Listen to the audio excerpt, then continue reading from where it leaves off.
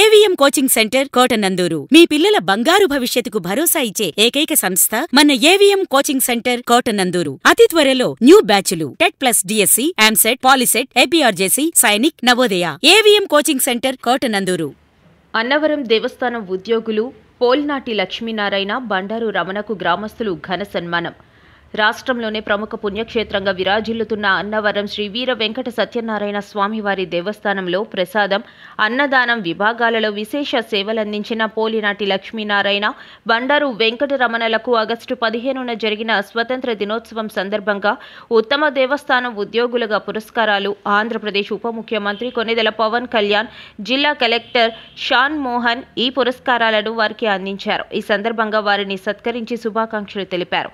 ఈ పురస్కారం అందుకున్న శ్రీ లక్ష్మీనారాయణ, శ్రీ బండారు వెంకటరమణలను అన్నవరం గ్రామస్తులు సాలువాలు, పూలమాలలతో సత్కరించారు.